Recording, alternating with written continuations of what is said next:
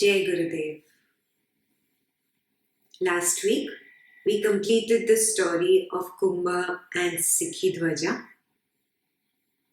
We'll move forward with Kacha's story now. On page 334, at the bottom paragraph, Kacha's story begins. Rama asked, Lord, please tell me how Kacha, the son of Brihaspati, attained enlightenment. Vasistha said, while Kacha was still young, he was eager to attain liberation from samsara. One day he went to his father Brihaspati and asked, Lord, you know everything. Please tell me how one can free oneself from this cage known as samsara. The story continues on page 335. Brihaspati said, liberation from this prison house known as samsara is possible only by total renunciation, my son. Vasistha continued. Hearing this, Kacha went away to the forest, having renounced everything. Brihaspati was unaffected by this turn of events. Wise ones remain unaffected by union and separation. After 8 years of seclusion and austerity, Kacha happened to meet his father once again and asked him, Father, I have performed austerities for 8 years. After renouncing everything, how is it I have not attained the state of supreme peace? Brihaspati merely repeated his previous commandment, renounce everything, and went away. Taking it as a hint, Kacha discarded even the bark with which he covered his body. Thus, he continued his austerities for 3 years. Again, he sought the presence of his father and after worshipping him asked, Father, I have renounced even the stick and clothes, etc. I have still not gained self-knowledge. Brihaspati thereupon said, by total is meant only the mind, for the mind is the all. Renunciation of the mind is total renunciation. Having said so, Brihaspati vanished from sight. Kacha looked within in an effort to find the mind in order that it might be renounced. However much he searched, he could not find what could be called the mind. Unable to find the mind, he began to think. The physical substances like the body cannot be regarded as mind. Why then do I vainly punish the innocent body? I shall go back to my father and inquire into the whereabouts of the terrible enemy known as the mind. Knowing it, I shall renounce it.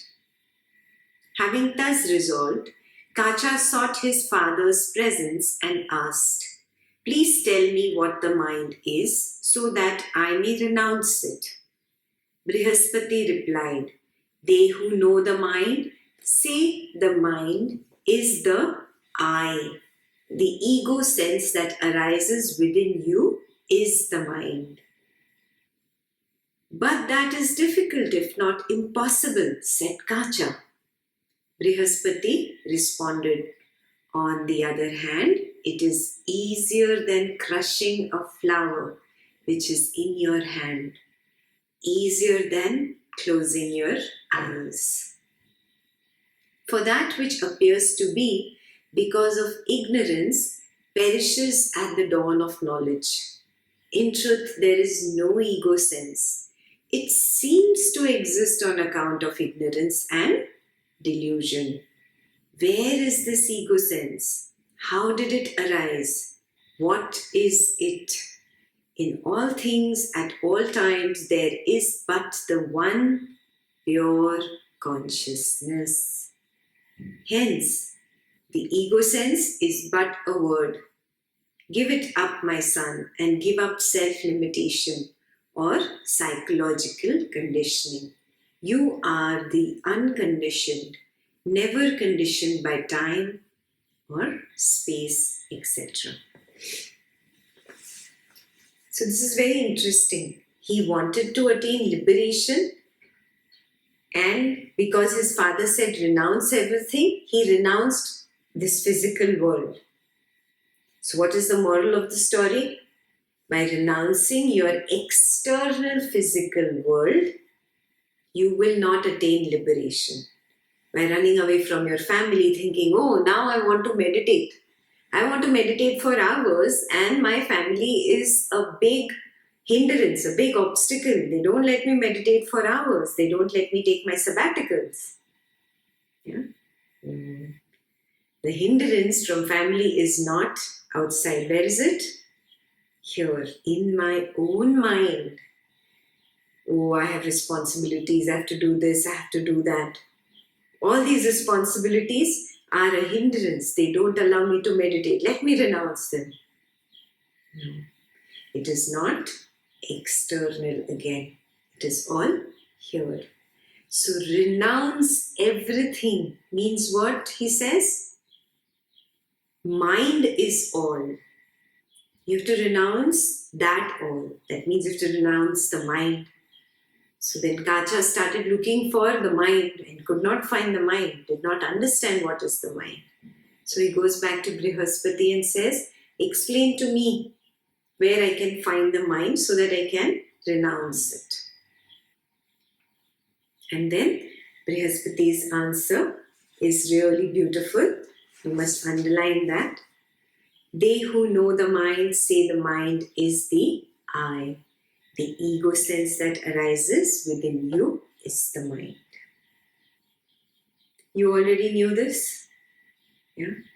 But you knew it a little differently. You separated the mind, the intellect, the ego, and the memory in separate compartments. Yeah? But recognize all these separate compartments have been born of the first cause. And what is the first cause? That which caused you to get out of the pool of consciousness. I. You said I.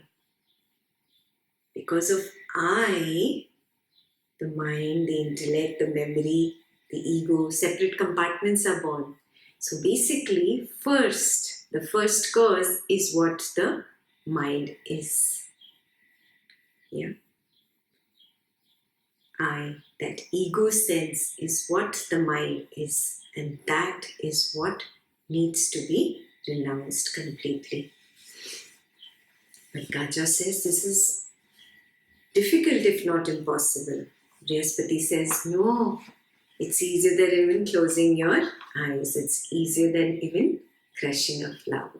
It's very, very easy. It happens very easily. How? Just by recognition of this truth that I does not exist.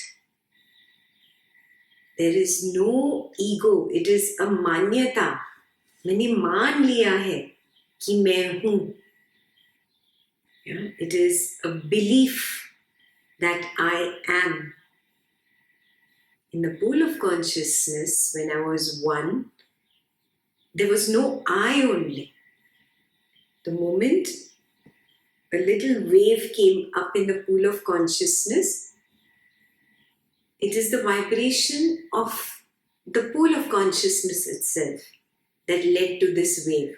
But now that I see, oh, I'm separate from that pool, I called myself I am. But this I am, this ego sense, this I am the wave which is different from the pool, is only a fake belief, is a manyata. Do you see what I'm saying? Drop this manyata, drop this fake belief. I do not exist. There is no I. Let this be a homework for contemplation all week. There is no I. This I am is a manyata. My computer is a manyata. My family member, manyata. My Yoga Vasistha book, manyata. My spirituality, manyata. Oh, everything is just a manyata, just a fake belief. I does not exist.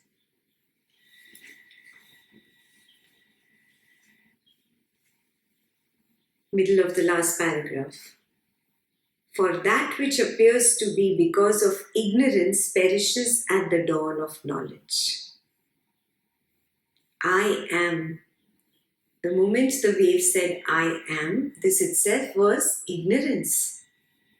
The moment there is that knowledge, that recognition, oh, I does not exist, immediately that ignorance perishes. Get it? At the dawn of knowledge, ignorance perishes. In truth, there is no ego sense. It seems to exist on account of ignorance and delusion. Where is this ego sense? How did it arise? What is it? In all things, at all times, there is but the one pure consciousness. Hence, this ego sense is but a word. Highlight this. This ego sense is but a word. It's just something you said. You didn't really say as a wave that came out of the pool of consciousness, but I am was that first feeling, the first recognition of the individual existence of your own self. That is the birth of the ego. And that in reality is the mind. Mind is not different from the ego. And that I am is just a manyata, a notion, which is not true. It's just what you have hypnotized yourself to believe. I am. And hence, this entire drama has started. The moment you drop that ego sense, you drop that word I, you become one with the pool of consciousness. There is no more birth or death for you. You do not come back again. Now, simply by stopping the use of the word I, will that help me? Ekta is talking, Ekta is sitting, Ekta is going there. This was an exercise which was meant for me to recognize, oh, Ekta is just the name of this body. I am inhabiting this body for a few years. That's it. I am not this body and I am not Ekta. In fact, I do not exist. That is the essence. There is no I. Do you see what I'm saying? So just by stopping the use of the word I is not going to get you to liberation. It is okay for beginners to recognize that I am not my name. That name is just a label of this body. I am something else. In fact, that something else is nothingness. There is no I, there is no identity. I does not exist. Give it up, my son, and give up self-limitation or psychological conditioning. This is homework from Vasistha. Give it up. Yeah, that is the only way you'll be able to drop all the psychological conditioning. You are the unconditioned. You are never conditioned by time or space. So the only way to get there is to drop all conditioning and it starts with dropping that ego sense. So homework for you. This week, whenever ego comes up, no? Oh, I am this. How did you say this to me? I am like that. I am not like this. Observe, observe. Really? Does that really exist? Is there an I or a mine? And how did you say that to me? Oh, this is just my manyata, my fake belief. I does not exist. There is no I. We'll move on to page 336 now. Thus instructed in the highest wisdom, Kacha became enlightened. He remained free from ego sense and possessiveness. Live like him, O Rama. The ego sense is unreal. Do not trust it and do not abandon it. How can the unreal be grasped or renounced? This is very important. Do not trust it. Do not abandon it. And how can the unreal be grasped or renounced? You cannot say, oh, I'm going to give up my name from today. I'm going to give up using the word I from today. And that will help me attain liberation. No, no. There is really nothing to give up. I is a manyata, fake belief. You don't have to give up a fake belief. Yeah. The moment you recognize it is fake, it already drops off. There is no I. When the ego sense is itself unreal, what are birth and death? You are that subtle and pure consciousness which is indivisible and free from ideation, but which encompasses all beings. It is only in the state of ignorance that the world is seen as an illusory appearance. In the vision of the enlightened, all this is seen as Brahman. Abandon the concepts of unity and diversity and remain blissful. Do not behave like the deluded man and suffer. Yeah. So when there is no I, there is no birth, there is no death. Everything is illusory. There is no samsara. Yeah? It's illusory because of my ignorance only. It's got nothing to do with somebody else or some God up there who I can blame. It's because of me that all this illusion appears real. Yeah? But it is unreal. I am really that pool of consciousness that encompasses all beings, which is indivisible, which is free from ideation. Idea. I is an idea in the mind. Yeah? You cannot say it is an idea in the mind. I itself is the mind. Yeah? Dropping off I helps you recognize, oh, there is no I, there is just Advait. No two, non-duality. There is just that pool of consciousness which cannot be dual or divided. And so he instructs Rama not to behave like the deluded man and suffer. So now Rama asks him, I derive supreme bliss from your nectarine words. I am now established in the transcendental state. Yet there is no satiety. Though I am satisfied, again I ask you, for no one will be satiated with nectar. Who is the deluded man you referred to? Vasistha said, listen to this humorous story of the deluded man, O Rama. There is a man who was fashioned by the machinery of delusion. He was born in a desert and grew up in the desert. There arose a deluded notion in him. I am born of space. I am space. The space is mine. I should therefore protect that space. Having thus decided, he built a house to protect space. Seeing the space safely enclosed in the house, he was happy. But in course of time, the house crumbled. He wept aloud, "Oh, my space! Where have you gone? Alas, it is lost." Then he dug a well and felt that the space in it was protected. It too was lost in time. One after the other, he built a pot, a pit, and also a small grove with 4 sal trees. Each of them perished after a short time, leaving the deluded man unhappy. Listen to the meaning of this story, O Rama. The man fashioned by delusion is the ego sense. It arises as motion arises in wind.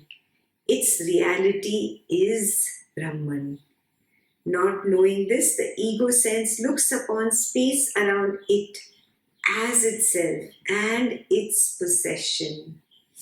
Thus, it identifies itself with the body, etc., which it desires to protect. The body, etc., exist and perish after some time.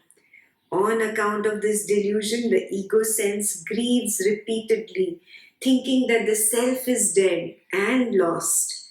When the pot, etc., are lost, the space remains unaffected.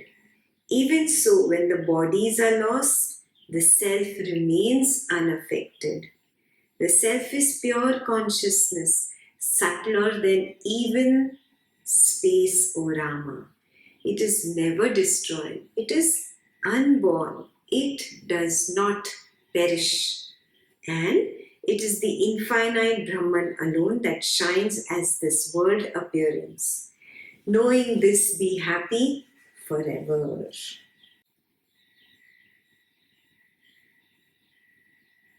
Are you happy forever? Yeah. Recognize, wake up. This deluded man is no other than that I within you. The deluded man thinks, oh, I have to protect this, I have to protect that. It starts identifying with the body, it starts identifying with off the body. It starts thinking everything is mine, it wants to protect it, but everything gets destroyed after a while. Everything ends, everything has an expiry date. And again he thinks that the space is lost. But really, is the space lost? Your consciousness or Purusha is like that space only. It is not different. It never dies. Therefore, it is never born. There is nothing to be afraid of. It's just that this body drops off. Big deal. Things come, things go. Money comes, money goes. Big deal. Yeah. Visa of one country comes, it goes. Visa of another country comes, it goes. People come, people go. It does not matter. Have you reached this understanding that it does not matter? People, situation, things come and go. So what? When you get established in this understanding that everything comes, everything goes, but that Purusha, that self, that Brahman consciousness, which is just like the space, remains indestructible. It is untouched, untainted. Then you will be happy forever. Are you happy forever?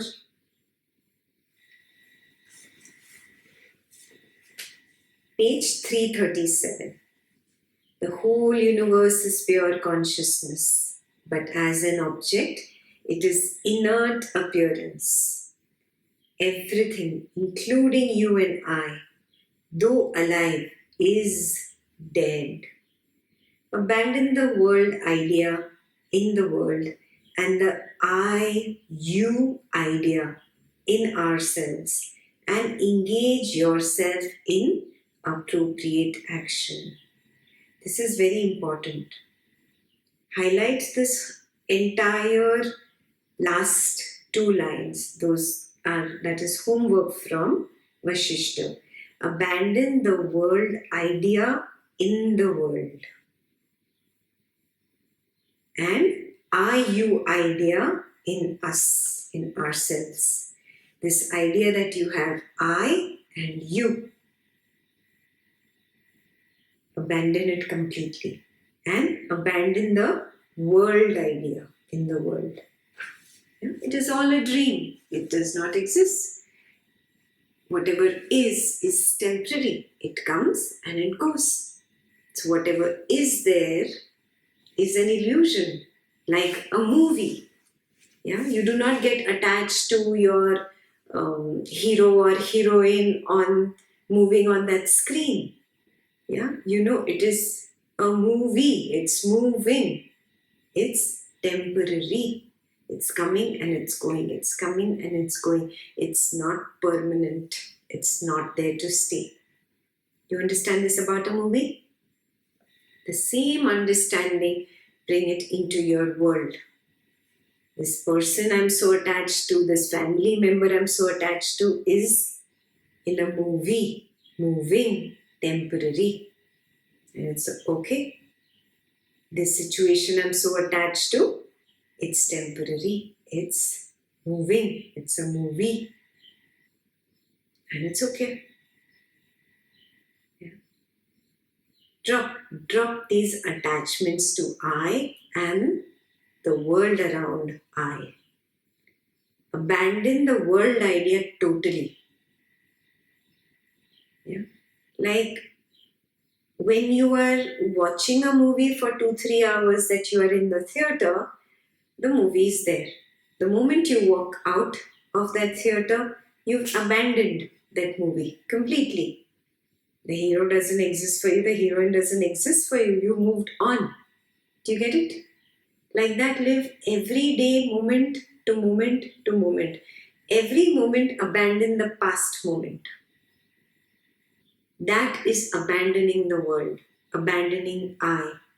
Every moment, observe I wants this, I does not want this. Recognize the want and the not want arising in the I. Don't give it too much importance, abandon it and move on. Like this, Vairagya will start setting in very quickly in life. It may show as a little kind of detachment or a disinterest initially, but that's fine. It's only the initial phases that are difficult of abandoning the world and abandoning the I-you idea. Once you understand, really, it is just a movie and it ends.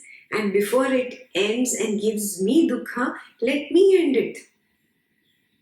You remember in Ashtavakra Gurudev had said, you die before death kills you. Abandon I-you. Abandon this world idea. Work on this. That's your next homework. So now we go on to the story of Vipaschit. So as it is mostly story, I will quickly read through the story and then we will discuss it. Once upon a time, there was a king known as Vipaschit. His four ministers guarded the four borders of his kingdom. One day, a wise man visited him and announced, the minister guarding the eastern border is dead. The one guarding the south attempted to cover the eastern side too, and he was also killed. When the minister guarding the west rushed to the south, he was killed. At the moment the minister from the north entered, saluted the king and said, the city is surrounded by the enemy, only you have the power to destroy the enemy. The king worshipped the sacred fire before he joined his forces on the battlefield. He prayed, Lord, today I offer my own head as a sacrifice. May four powerful beings emerge to ensure victory over the enemy. The king beheaded himself and instantly 4 radiant beings emerged from the sacred fire. It was obvious that they could not be overcome by any warlike device that the enemy might adopt, whether it be missiles or mantra, drugs, etc. They prayed to the god of fire that they should see everything in the universe that they could see. The king in his 4 forms proceeded to the battle. The enemy fell. The survivors fled. The fourfold Vipashchit pursued them, proceeding in 4 directions. Each of them reached an ocean. They had all reached the boundaries of earth. Though consciousness is one, non-dual, and omnipresent, it seems to become diverse like the mind of the dreamer. Thus the diverse appears to be one, but it is both diverse and non-diverse. Therefore, whatever appeared before each of the 4 Vipashchit reflected in his consciousness and was experienced by him. Yogi can perform actions everywhere and experience all things in all the 3 periods of time, though apparently remaining in one place. The Vipashchit who went east slept for 7 years on the slopes of the Sunrise Mountain on the continent known as Saka. Having drunk of the water that was in the rock, he had become like stone. The Vipashchit who went west to the Sunset Mountain fell a victim to the charms of a nymph. The Vipashchit who went east remained incognito in a forest for some time. On account of the charm of a celestial, he lived as a lion for 10 days, overpowered by a goblin. He lived as a frog for 10 years. The Vipashchit who went north dwelt for 100 years in a blind well. The one who went west learned the method of becoming a celestial and lived as such for 14 years. They were eventually rescued by one and another by appropriate means. The 4 Vipashchit were neither enlightened nor were they ignorant. In such people, the signs of enlightenment are seen as also the signs of ignorance and bondage. In a state in which there is both awakening and non-awakening, all these things are possible. It is when there is such partial awakening that one enjoys psychic powers. Thus, the 4 Vipashchit experienced the states that the others had. Yogi who practice contemplation and who attain various psychic powers through grace or boons are subject to ignorance. Even in the case of those liberated sages who are still alive, there is comprehension of materiality while they are engaged in day-to-day activity. Moksha or liberation is also a state of the mind. The natural function of the body adheres to it and does not cease. However, whether his body is cut into 1,000 pieces or he is crowned an emperor, the liberated one is liberated even if he apparently weeps and laughs. Within himself, he is neither elated nor depressed. Later, the 4 Vipashchit were killed, one after the other, in different situations. Remaining in their subtle bodies, they saw their own previous history. On account of past mental impressions, they thought they were once again clothed in physical bodies in order to witness the magnitude of the world, in accordance with the boon they had obtained from the god of fire. They kept roaming. The Western Vipashchit had the good fortune to meet Lord Vishnu. He attained nirvana. The Eastern Vipashchit attained the realm of the moon. The Southern Vipashchit destroyed his enemies and even now rules the country because he clung to his memory. The Northern Vipashchit was eaten by a crocodile. When it died, he became one. Later, he died in the realm of the gods and became a god. He reached the boundaries of the earth plane which he remembered from his past experience. When he died, he had no desire to take another body, but he had not been enlightened. He wished to engage himself in pure mental activity for the sake of which he assumed a subtle body. Though he began to investigate the nature of the subtle body, he did not investigate the illusory nature of ignorance. Hence, he rests in it. Another of the Vipashchit also fell into a similar predicament. Yet another Vipashchit became a deer after abandoning his body and lives on a mountain. What they are really trying to tell you is you drop one body, you move into a higher realm, or you move into a lower realm, maybe born as an animal. You go through certain karmas in those realms. Again, you die, you drop the body. According to your karmas, you move higher or lower. Yeah. Now, all these four Vipashchit were just born of that same cause, of that king. Remember?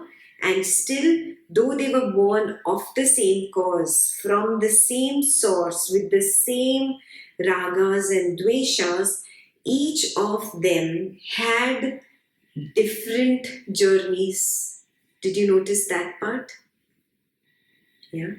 Someone became a deer and somebody reached the celestial world, became God, somebody again took a human body. So it kept changing according to karmas. According to karmas, you will go through different realms. If you meditate, become a sage, you can get liberated too. Then there is no coming back. So now let's read the last paragraph. Though they had the same vasana or impulse to start with, they were drawn in different directions. The vasana of beings becomes either dense or light by repeated exercise and repetition of its effects. If the same vasana I keep repeating again and again and again, it will become dense. Yeah? If I recognize, oh, this is a vasana, let me drop it. Let me not react to this. Let me not behave in the same pattern that I have kept doing in the past. Then I break that repetitive cycle, and then that same vasana becomes light. And that lighter, and everything becomes lighter, I move closer towards liberation. When everything becomes denser and denser, I move towards more and more repetitive births in different kinds of realms depending on my vasana. Clear? It is also subject to the influence of time, place, and activity. That is desha, kala, and karma. Yeah. Whatever the desha, the kala, the karma, so is your vasana going to be coming in the form of a very strong impulse or a very weak impulse. So desha, kala, and karma also have its effect. The Vipashchit who roam from one country to another saw an illusory creation. The Vipashchit realized the truth. His ignorance and his body ceased to be. Yeah, the day you realize the truth, you don't come back into body again. You will complete the karma of this body and that will be your last birth. Ignorance too is infinite, even as Brahman is infinite. It is the infinite consciousness alone that sees countless universes here and there. When this truth is not realized, it is known as ignorance. When it is realized, the very same consciousness is known as Brahman. There is no division between the two. So if you were thinking that if you get enlightened, people will not look like people and trees will not look like trees and animals will not look like animals, you are mistaken. Everything will be the way it appears, but your perception, your receiving, at the receiving end, you will receive it as all Brahman consciousness. Very clear? Yeah. We'll revisit a few knowledge paragraphs that were there. Go to page 337 in the story. Last but one paragraph. Though consciousness is one, non-dual and omnipresent, it seems to become diverse like the mind of the dream. Yeah? It has a magical quality about it. Yeah? That though it is non-dual, there is really no two. Yeah? Like in a swimming pool, the entire pool is not two, it is one pool. But it is also collection of infinite number of water droplets. So it is non-dual and it is dual at the same time. Correct? Just like that. The consciousness is one. It is non-dual and it is omnipresent. It seems to become diverse like the mind of the dreamer. Thus the diverse appears to be one, but it is both diverse and non-diverse. So the pool is still one single pool and still it is infinite number of little water droplets. Therefore, whatever appeared before each of the four Vipashchit reflected in his consciousness and was experienced by him.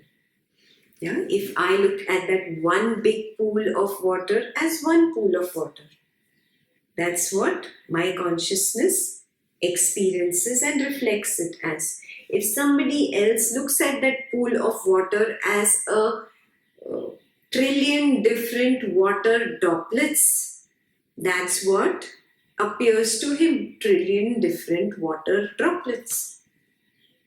Do you see it? As the dreamer is, so is his dream. Yeah. Yogi can perform actions everywhere and experience all things in all the three periods of time, though apparently remaining in one place. Yeah. This you will understand when you recognize that everything is just Brahman consciousness. There is really no two. When you realize this, when everything is that Advaita, you obviously come to this understanding that there is no past, no present, no future. Yeah, this past, present, future is just created by the mind. The mind does not exist. So, past, present, future does not exist. So, the yogi can be in one place, but for the person who is divided by past, present, and future, he looks at the yogi and sees him either in one of the three periods of the time, whereas those three periods do not exist. Clear? Hopefully I did not miss any other knowledge on this page. Yeah, we'll go to page 338. The first bold paragraph itself.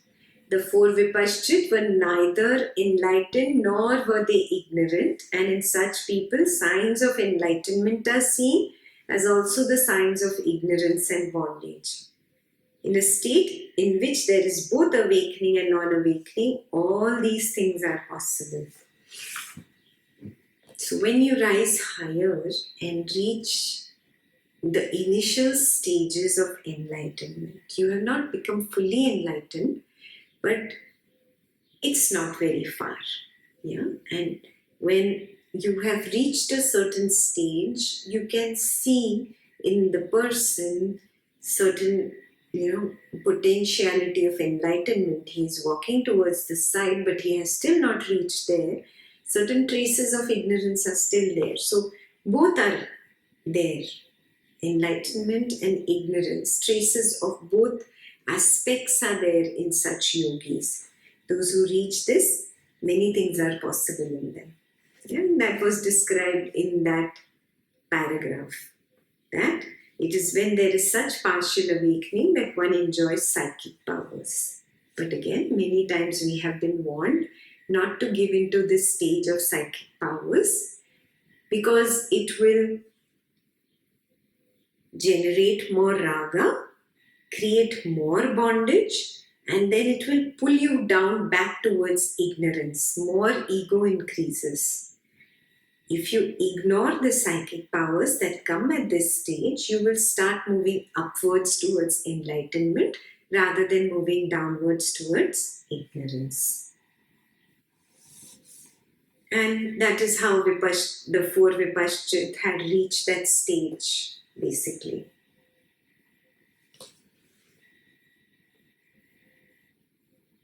Yogi who practice contemplation and who attain various psychic powers through grace or boons are subject to ignorance. I explained this. Even in the case of those liberated sages who are still alive, there's comprehension of materiality while they are engaged in day-to-day activity. So there might be an enlightened person who does everything like you do. He eats, he sleeps, he works, he does everything like you do. Yeah, but he has attained moksha. Though he has attained moksha, there will be traces of materiality that he has to do because there is rajas, tamas, sattva in the body that he is still inhabiting and he has to follow those laws. Moksha or liberation is also a state of the mind. The natural function of the body adheres to it and does not cease. However, whether his body is cut into 1,000 pieces or he is crowned as an emperor, the liberated one is liberated even if he apparently weeps and laughs. Within himself, he is neither elated nor depressed. Yeah, that is the quality of the enlightened. On the superficial, surface level, apparent reality, he seems like a simple nobody walking on the streets, yeah, or doing his daily activities. But really, he is special because he has reached that stage of liberation where he is not attached to the activities and he is just doing them on account of the flow. Actually, the flow is doing. He has stopped doing a long time ago. I'll end with a story. You've heard about Buddha and Angulimal. Yeah, Angulimal was that demon-like person who killed thousands of people and who cut their fingers and made a garland out of it and he used to wear it. Whatever. We are not going through the entire story of Angulimal and Buddha. Just this one little anecdote that the first time Angulimal crosses Buddha's path, he wants to kill Buddha. He wants a finger of Buddha and wants to put it in his garland. So he screams very loudly and he says, "Stop." And Buddha does not stop. And again he says, "Stop." And Buddha does not stop. And then a third time he says, "Aren't you listening? I am talking to you, O saint. Stop." Then Buddha looks back and says, "I stopped a long time ago. When will you stop?" Last question for you. When will you stop? Keep contemplating on this. And I will see you next week. Jai Gurudev.